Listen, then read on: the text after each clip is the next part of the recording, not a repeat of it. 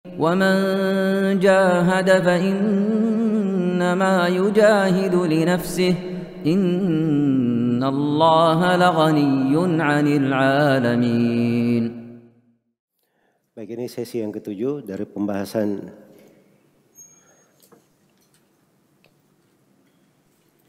kitab I'tiqad Ar-Raziyain, Aslus Sunnah wa I'tiqaduddin, yang diriwayatkan oleh dua orang imam, Abu Hatim Muhammad bin Idris Ar-Razi dan Abu Zur'a Ubaidullah bin Abdul Karim Ar-Razi. Keduanya meriwayatkan dari para ulama di seluruh negeri yang mereka jumpai di masa mereka. Baik, kita akan memasuki nukilan mereka berdua terkait dengan masalah melihat Allah Subhanahu wa taala pada hari kiamat. Di halaman 58 dari buku panduan berkata penulis rahimahullahu taala, wa annahu tabaraka wa taala yura fil akhirah.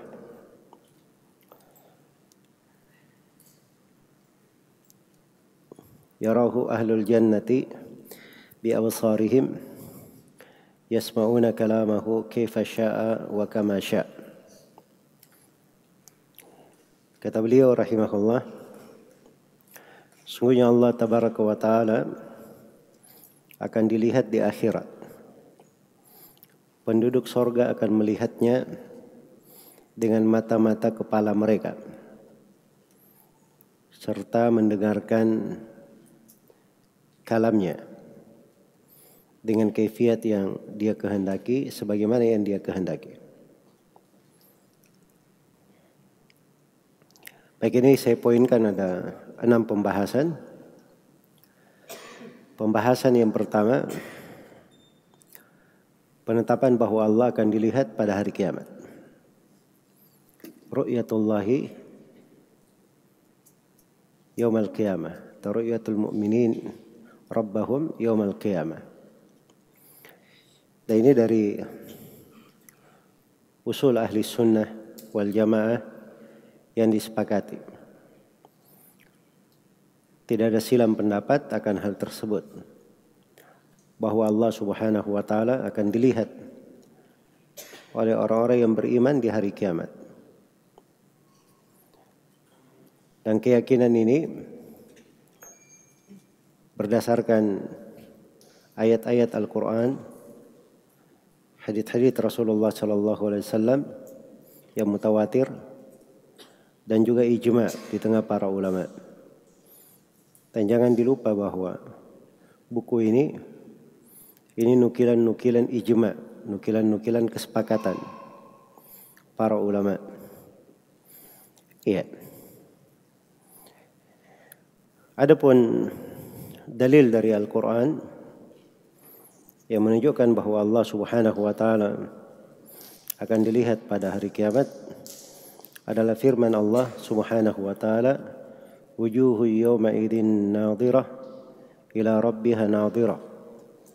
Wajah-wajah pada hari itu, yaitu pada hari kiamat, nadhirah. Nadhirah artinya sangat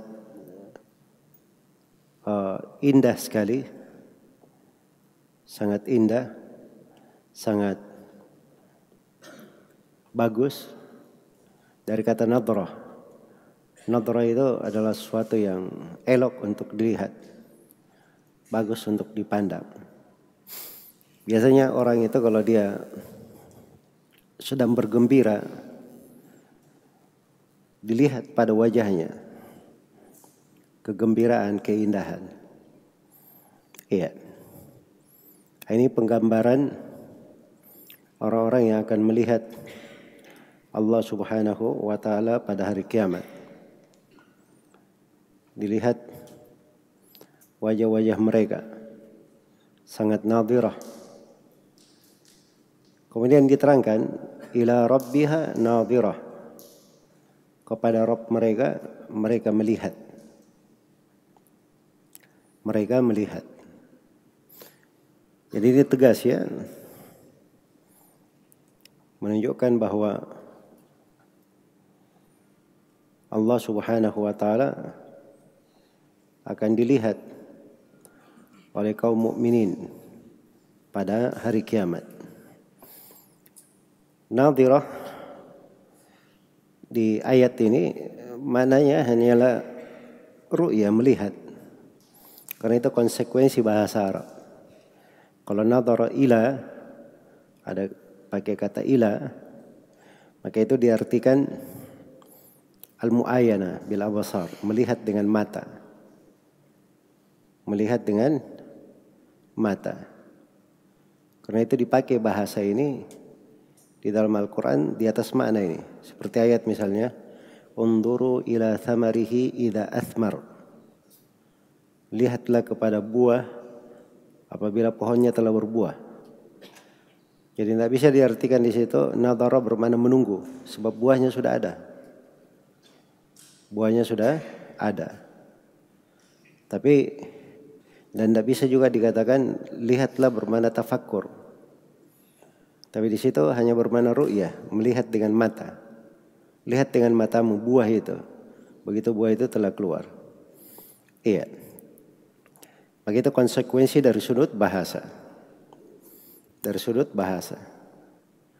Kalau dalam bahasa Arab itu kalau dia nadhara langsung dipakai, itu maknanya adalah intidhar, menunggu. Maknanya menunggu. Misalnya awalam yasiru fil ardi fayanzuru kaifa kana akibatul ladina min qablihim. Itu yanzuru di situ bermakna melihat. Sama di ayat unduruna naktabis min nurikum. Unduruna, tunggu kami supaya kami bisa mengambil dari cahaya kalian juga. Itu langsung. Kalau dia pakai fi, nadhara fi, itu bermakna tafakkur. Bermakna tafakkur, tadabbur, i'tibar. Kalau dia pakai fi. Kalau dia pakai ila seperti di ayat ini, itu bermakna melihat dengan mata. Melihat dengan apa? Melihat dengan mata. Baik, itu sudut-sudut penggunaan secara bahasa. Iya. Dan perhatikan ya, di sini yang melihat kepada Allah Subhanahu wa taala itu wajah-wajah yang punya nadrah. Punya nadrah. Ada keelokan di wajahnya. Iya. Dan ini nanti akan kita bahas tentang sebab-sebab atau amalan-amalan yang akan membantu seseorang supaya dia bisa digolongkan kepada orang-orang yang melihat kepada wajah Allah di hari kiamat. Baik, kita fokuskan dulu di sudut pendalilan bahwa Allah akan dilihat di hari kiamat. Kemudian dari dalil juga adalah firman Allah Subhanahu wa taala, lilladzina ahsanul husna wa ziyadah. Bagi orang yang berbuat baik, ahsanu al-husna, dia dapatkan al-husna. Al-ihsan itu dia berbuat ihsan, berbuat bagus. Dari ihsan yang dia lakukan dibalas dengan surga, namanya al-husna. Dibalas dengan surga al-husna. Hal jazaa'ul ihsani illa al-ihsan. Iya. Dibalas dengan surga al-husna. Dibalas dengan surga al-husna. Fasanuyassiruhu lil yusra. Iya. Wa saddaqa bil husna fasanuyassiruhu lil yusra. Al-husna itu di penafsiran itu diartikan surga.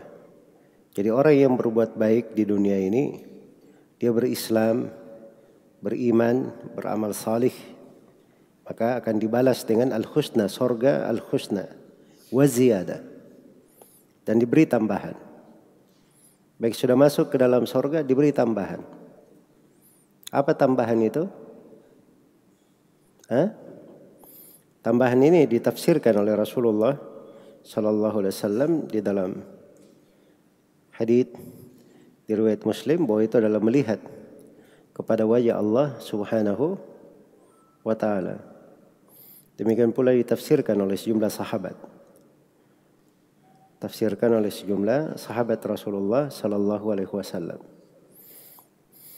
Iya. Dan di antara dalil juga adalah ayat di surah Qaf. Lahum ma yasha'una fiha wa ladaina mazid. Untuk mereka di dalam surga apa yang mereka inginkan dan mereka dapat tambahan. Tambahan di sini adalah melihat kepada wajah Allah Subhanahu wa taala. Iya. Baik. Dan dari keindahan pemaparan Al-Quranul Karim diterangkan di surah Al-Mutaffifin 2 tempat. Semuanya penetapan, bahkan 3 tempat. Semuanya penetapan bahwa Allah, orang-orang yang beriman akan melihat Allah di hari kiamat. Akan melihat Allah di hari kiamat. 3 tempat di surah Al-Mutaffifin. Ayat yang pertama di surah Al-Mutaffifin, kalla innahum ar-rabbihim yawma idzin lamahjubun. Di posisi penyebutan orang-orang kafir. Dikatakan kalla sekali-sekali tidak. Innahum sungguhnya mereka, yaitu orang-orang kafir ini, ar-rabbihim lamahjubun. Mereka akan tertirai, terhalangi pada hari kiamat. Iya. Karena itu kata Imam Syafi'i rahimahullah, begitu ada yang ditirai, tidak bisa melihat Allah karena dia dimurkai, berarti ini ayat menunjukkan ada satu kaum yang bisa melihat Allah karena mereka diridhai. Mereka diridhai. Dan ini pendalilan Imam Syafi'i terkait dengan ayat dinukil oleh banyak ulama dan disetujui. Sebab itu penafsiran sangat tepat di tempatnya. Apalagi di 2 tempat pada kelanjutan surah penyebutan bahwa Allah dilihat. Iya. Yaitu pada tempat yang kedua, innal abrara lafi naim alal araiki yanzurun. Sungguhnya orang-orang al-abrar berada di sorga. Ini penyebutan penduduk sorga. Alal araiki, mereka di atas arika, dipan-dipan yang mereka duduk dan bersandar. Yanzurun, mereka di situ melihat. Melihat kemana? Tidak disebutkan melihat kemana.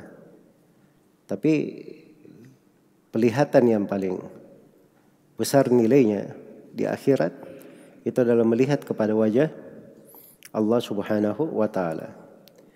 Iya. Dan di akhir surah Al-Mutaffifin ketiga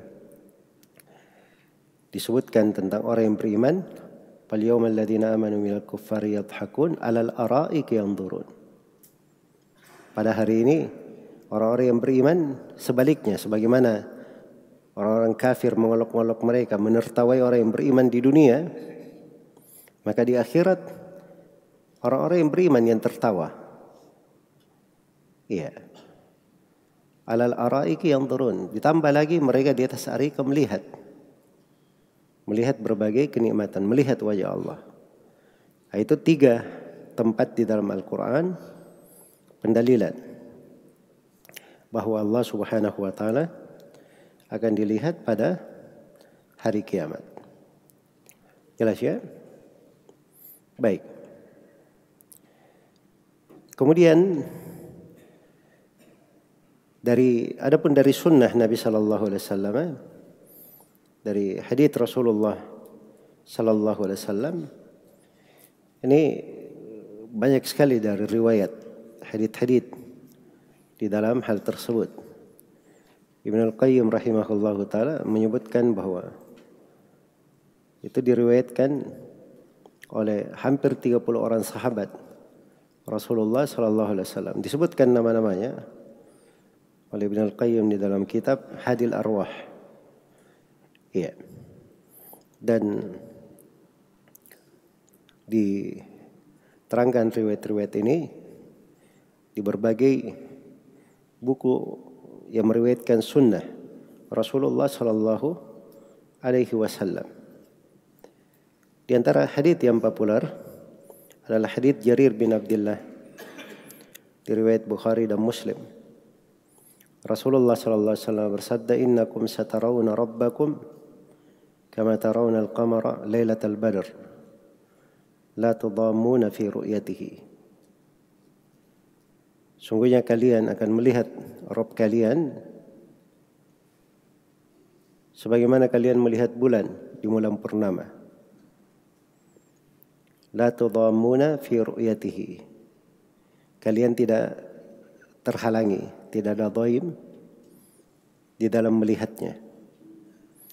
Ya. Begitu dibacaan sejumlah para ulama ahli hadis, dibaca tudammuna dari kata ad-dhaim. Ada yang membaca dengan ditasydid mimnya. La tudammuna. Ditasydid mimnya. Artinya kalian tidak berdesak-desakan.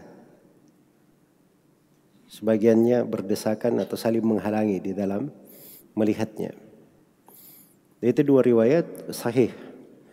Hanya saja saya dahulukan membaca tudammuna sebab saya baca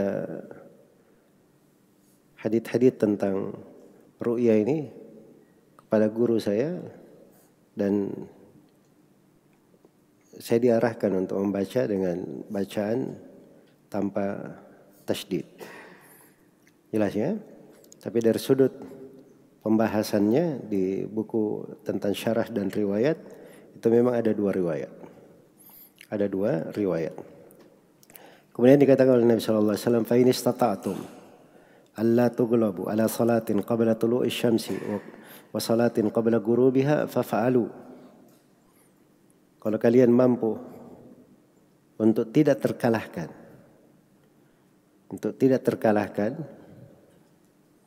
iya, jangan sampai ketinggalan dua solat. Solat sebelum matahari terbit dan solat sebelum matahari terbenam. Solat apa itu? Solat subuh dan asar.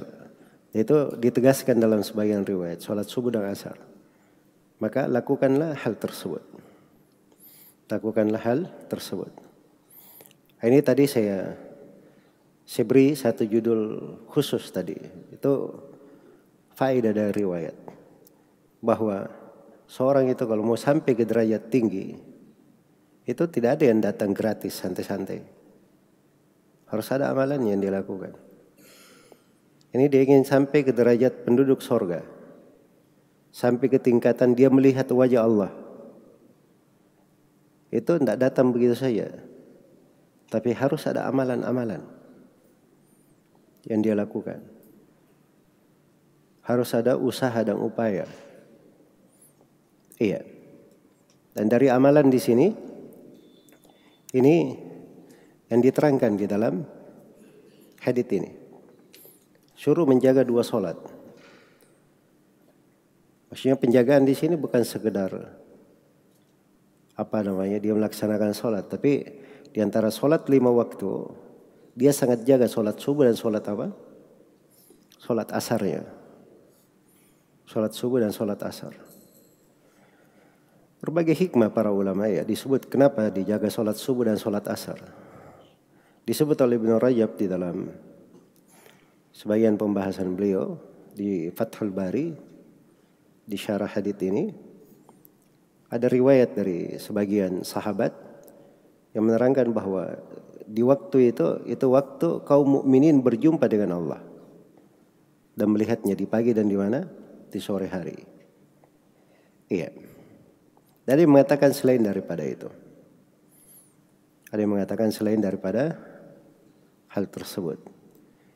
Jadi maksudnya di sini bahwa seorang yang ingin sampai ke derajat tinggi itu harus ada usaha, harus ada upaya.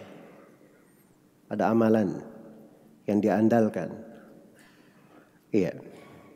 Makanya ketika Rabi'ah bin Ka'ab al-Aslami radhiyallahu taala anhu, ini beliau salah seorang pelayan Rasulullah sallallahu alaihi wasallam. Jadi beliau minta kepada Nabi supaya bisa menemani Nabi sallallahu alaihi wasallam di sorga. Ini kan derajat tinggi sekali. Iya.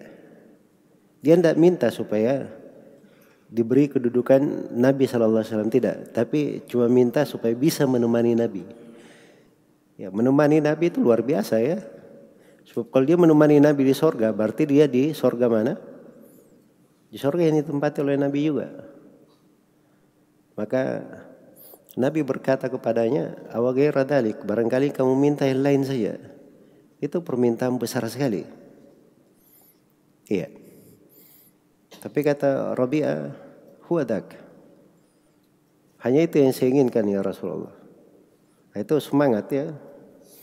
Kekuatan, semangat dan cita-cita. Jangan baru dibilang baru dapat hambatan tiba-tiba sudah keok. Ya ini kayak tipe sebagian penuntut ilmu ya. Baru dia mulai bahasa Arab satu kali, wah ini susah sekali nih, tidak bisa saya belajar kayak gini. Iya. Sudah masuk kotak selama setahun tidak pernah muncul. Nah, ini tidak cocok ya orang-orang kalau mau sampai ke derajat tinggi harus semangat tinggi pula. Harus ada kesabaran. Pejuang benaran. Iya. Ini Rabi'ah tidak mundur. Dia bilang, ya Rasulullah itu yang saya inginkan. Cuman itu yang saya inginkan. Kata Nabi SAW, "Fa'inni ala nafsika bi kathrati sujud." Kalau begitu, bantulah saya supaya saya bisa memohonkan derajat itu untuk engkau kepada Allah. Bantu saya dengan cara kamu memperbanyak sujud. Harus ada amalannya yang menunjukkan dia bisa untuk hal itu. Jelas ya? Karena itu hal-hal yang tinggi itu didapatkan dengan amalan. Dan itu fikihnya para sahabat. Makanya ketika Nabi SAW kabarkan bahwa di tengah umat ini ada masuk surga tanpa hisab dan tanpa adab, akan datang nanti riwayatnya. Maka sahabat bertanya, apa sebabnya? Apa sebabnya? Ada yang mengatakan bahwa ini mungkin dulu orang lahir dalam keadaan Islam, tak pernah mengenal kesyirikan. Ada yang mengatakan mungkin begini dan begini. Dia cari amalan soleh yang dia lakukan. Sebab itu fikih mereka. Sesuatu itu perlu ada amalan soleh yang dia kerjakan. Ada hal yang besar dalam hidupnya yang dia harapkan. Jelas ya? Dan Nabi ketika mendengar suara trompa Bilal di sorga, Nabi tanya apa amalan yang dia lakukan. Apa amalan yang dilakukan. Itulah jalan Islam. Beda dengan orang-orang sebagian manusia di belakangan ini. Nggak ada masalah, yang penting kamu cium tangan guru itu sudah, kamu pasti selamat dunia akhirat. Ya, menipu akal manusia, akal-akal orang. Ada lagi modelnya gampang, yang penting kamu sudah dapat keturunan Nabi, kamu minum setetes darahnya, kamu diharamkan masuk ke dalam neraka. Enak sekali. Kenapa? Karena dia ini Ahlul Bait, keturunan Quraisy. Dia tidak tahu bahwa Abu Jahal, Abu Lahab juga itu keluarga Nabi, penduduk neraka semuanya. Jelas ya? Jadi ini cara berpikir tidak lumrah, tidak logis. Tapi kalau seorang berpikir dengan pikiran yang benar, itu lihat kehidupan Nabi dan para sahabat radhiyallahu anhu. Mereka ada amalan-amalan. Ya sama di sini ya. Untuk melihat kepada wajah Allah Subhanahu wa taala ada amalan-amalan. Amalan yang paling pokoknya di sini salat. Iya. Sama di ayat yang kita bacakan tadi, wujuhu yawma idzin nadhirah ila rabbiha nadhirah wa wujuhu yawma idzin basirah. Kemudian disebutkan bagaimana sakaratul maut, kemudian setelah itu fala saddaqa wala shalla. Disebutkan sebabnya kenapa wajahnya seperti itu musam seram pada hari kiamat, Karena dia tidak bersedekah dan tidak sholat. Tidak sholat. Maka sholat ini luar biasa ya dari kebaikan. Kemudian dari sebab yang menyebabkan seorang itu mudah melihat Allah pada hari kiamat, itu adalah belajar ilmu syariat.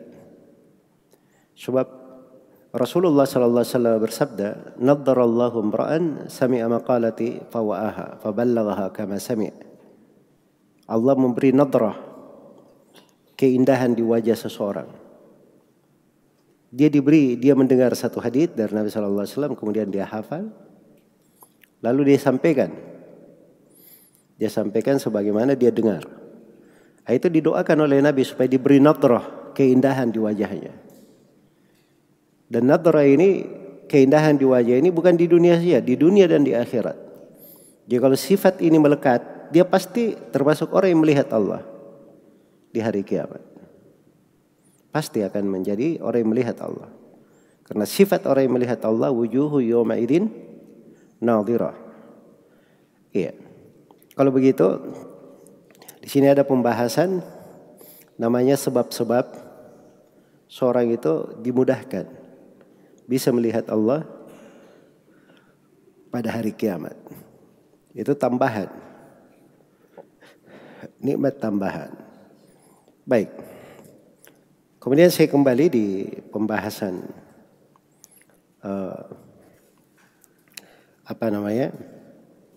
dalil-dalil tentang melihat Allah pada hari kiamat. Diriwayatkan oleh Imam Muslim dari Suhaib bin Sinan Ar-Rumi radhiyallahu anhu, Rasulullah sallallahu alaihi wasallam bersabda, "Idza dakhala ahlul jannatil jannata." Apabila penduduk sorga sudah masuk ke dalam sorga, yaqulullahu tabaraka wa ta'ala, "Turiduna syai'an uzidukum?" Yang penduduk sorga sudah masuk ke sorga. Kemudian Allah berfirman kepada penduduk sorga, "Ingka kalian sesuatu, aku menambah kalian dengannya." Maka penduduk sorga berkata, "Alam tubayyit wujuhana, alam tudkhilna al-jannata wa tunjina minan nar." Ya Allah, bukankah Engkau telah memutihkan wajah kami? Memutihkan wajah kami. Ini yang diputihkan wajahnya itu penduduk sorga. Yauma tabyaddu wujuhu wa taswaddu wujuh. Karena di hari kiamat itu ada yang putih wajahnya berseri dan ada yang hitam wajahnya kelam. Orang-orang yang diputihkan wajahnya itu wajah-wajah penduduk surga. Ya Allah, bukankah Engkau telah memutihkan wajah kami? Bukankah Engkau telah memasukkan kami ke dalam surga? Bukankah Engkau telah menyelamatkan kami dari neraka? Ini nikmat diselamatkan dari neraka. Itu termasuk hal yang selalu diingat oleh penduduk surga. Kenapa? Akan datang nanti pembahasannya di pembahasan as-sirat, jembatan. Karena setiap makhluk, siapapun dia, termasuk para nabi dan para rasul, pasti akan melihat neraka, melewatinya. Ketika dia sudah pernah melihat neraka, masuk ke surga, maka bertambah besar nikmat itu. Dia bukan mensyukuri nikmat masuk surga saja, tapi dia syukuri juga nikmat selamat dari neraka ini. Begitu dia sudah lihat dahsyatnya neraka, begitu dia diselamatkan, wah itu nikmat besar sekali. Nikmat besar sekali. Jelas ya? Makanya ini mereka sebut, kami sudah diputihkan wajahnya, dimasukkan ke surga, diselamatkan dari neraka. Kemudian kata Nabi sallallahu alaihi wasallam, "Fayakshiful hijab." Maka disingkaplah tirai. Fayakshiful hijab, disingkap tirai. "Fama u'tu syai'an ahabba ilaihim minan nadhari ila rabbihim." Maka mereka tidak diberi sesuatu apapun yang lebih mereka sukai daripada melihat kepada wajah Rabb mereka. Ya, ini riwayat datang dari sahabat yang lain semakna dengan hal ini, yang menunjukkan bahwa penduduk surga itu dari kenikmatan mereka yang terbesar adalah melihat kepada wajah Allah Subhanahu wa ta'ala. Baik. Itu beberapa hadits dari sunnah.